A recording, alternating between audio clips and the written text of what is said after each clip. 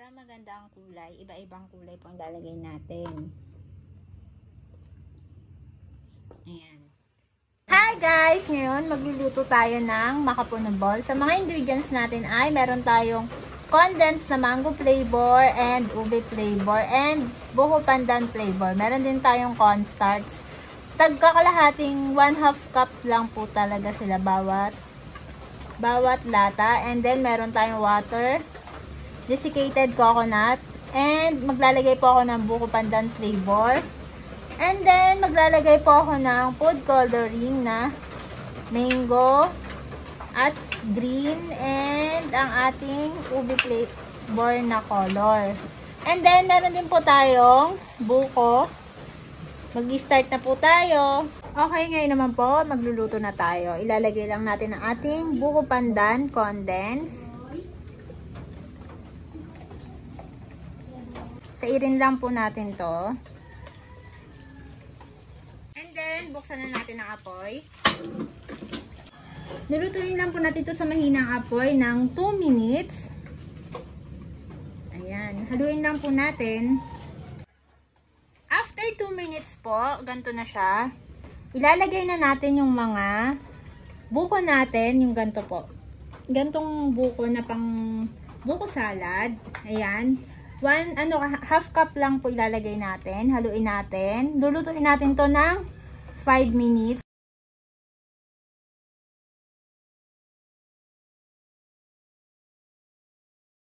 Lalagyan natin siya ng vanilla flavor na buko pandan.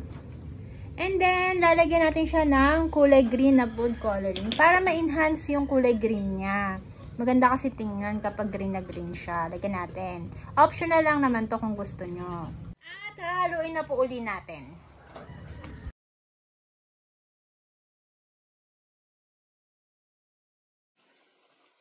Okay guys, pag ganito na siya kalapot, patayin muna natin kasi lalagyan natin siya ng 1 cup cornstarch na may 1 cup water din. Ito po, nilagyan po natin ng 1 cup cornstarch and then 1 cup water. I-dissolve lang po natin to. And pag na-dissolve na siya, saka natin siya ilalagay. Ilalagay na natin ang ating cornstarch. Ayan. Saka po natin to lulutuin ng 8 minutes hanggang maging sticky po siya. Buksan uli natin ang apoy. Mahina lang po.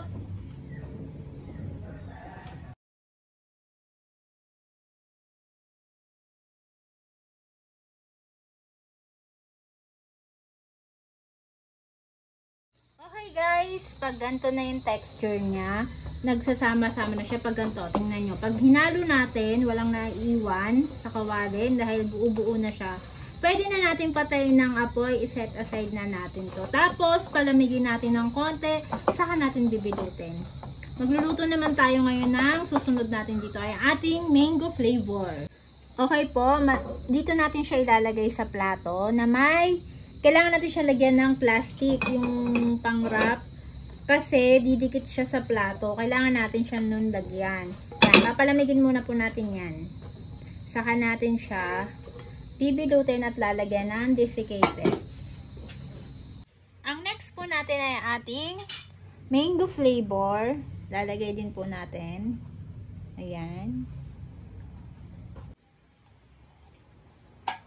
Same procedure lang po ang gagawin din natin. Katulad ng ginawa natin sa ating buko pandan makapuno balls. Ang procedure nitong mango balls natin. Ngayon, nakikita nyo po yung texture. Malapot-lapot na siya. Lalagyan na natin siyang buko. Pwede nyo rin naman po lagyan to ng mangga. Pero sa akin, prepared ko, lagyan siya ng buko kasi makapuno balls nga po ang ating ginagawa. Lagyan natin ganyan. Buko. And then, lulutuin natin to ng another 5 minutes.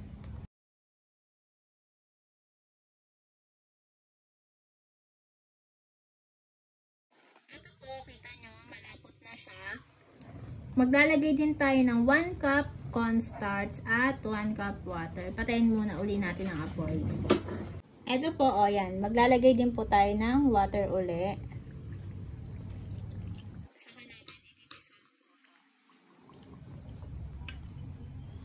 Ito po, lalagay natin ang ating cornstarch na 1 cup.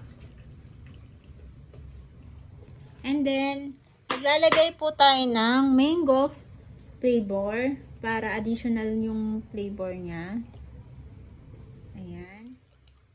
And then, maglalagay din po tayo ng ating tinunaw na kulay yellow na food coloring para ma-enhance ang kulay yellow niya. Ayan. And then, saka na natin bubuksan ang apoy. Ito po, hahaluin uli natin. Katulad ng ginawa natin sa una nating nilutong buko pandan makapuno balls. Ayan, haluin po uli natin. Hanggang siya mag-sticky. Ayan.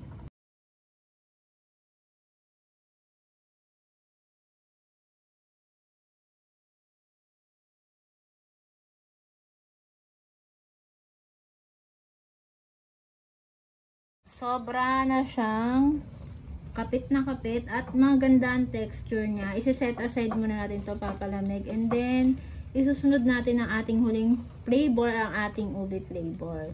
Ganda niya, oh. Okay po, ang next natin ay ating ube flavor. 1 can po. 1 can pa rin ang ilalagay natin. Ito po, bubuksan ulit natin ang apoy sa mahina lang. Same procedure sa mga ginawa natin una. Okay, lalagay na po natin ang ating buko kasi malapot-lapot na po siya. Ayan. Same procedure ulit, lulutuin ulit natin ng 5 minutes hanggang maging sticky po siya.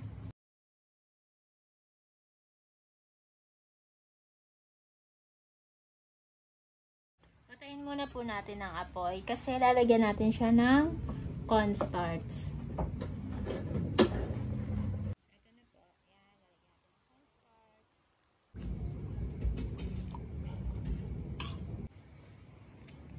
Ilalagay na po natin ang ating cornstarch. Konti-konti lang.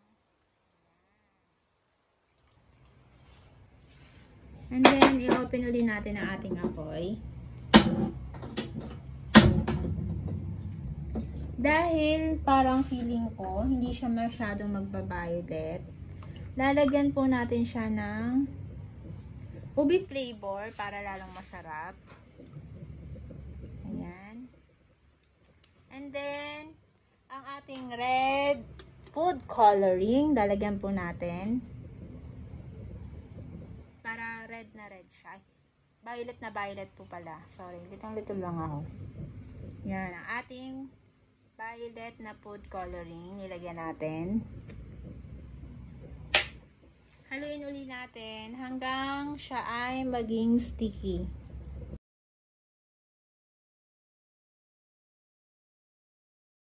Okay guys, tapos na ang ating last na flavor na ating makapuno balls. Papatay na natin ang kalan. Tapos, hihintayin lang po natin itong lumamig para mabilog-bilog na po natin. Okay, ngayon pong malamig na siya, aanihin na po natin siya. Bibilot-bilotin, ganito po. Pwede na siyang ganito kalaki. Gamit ang ating 1/2 tablespoon. Yan. Tapos, kailangan nyo pong gumamit ng plastic gloves kasi didikit siya sa inyong kamay. Tapos, pag nabilot na po natin na ganito, kailangan bilot na bilot siya. Maganda. Ibubudbud po natin siya sa desiccated coconut na merong konting sugar. Ayan. Kita nyo po. Ayan. Ito na ngayon ang ating makapuno balls. Ayan. Ang ginamit ko po ay desiccated, pero pwede naman kayong gumamit ng powder milk, pero gusto ko lahat ay desiccated. Ngayon naman po, bibilugin na natin silang lahat.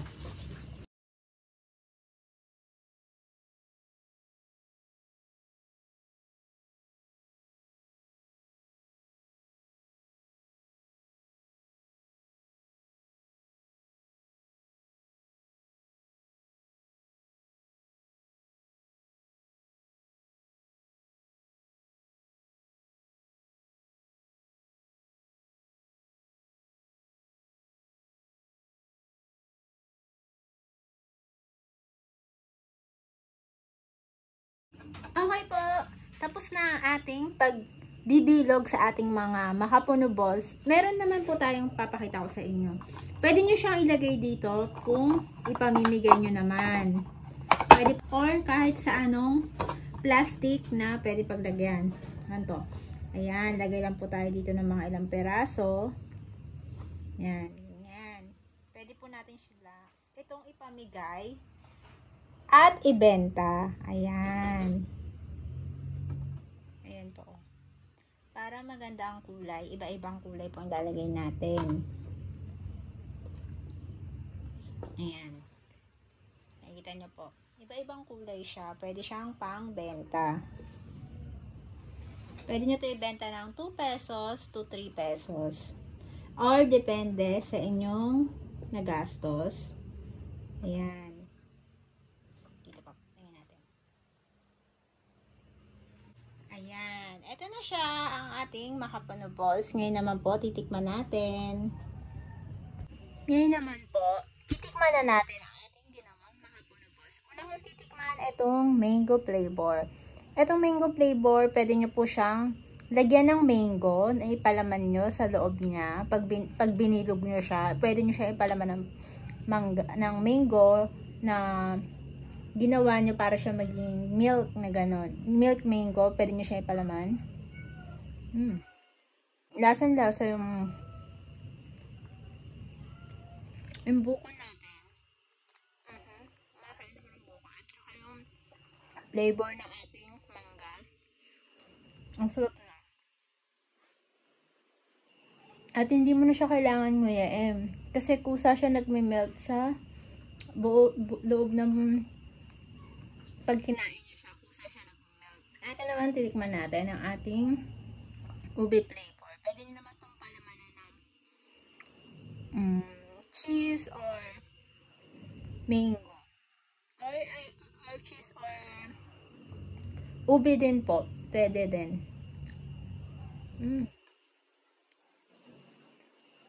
Sarap na. At ito naman ating buko. Pandan. Po, tikman natin.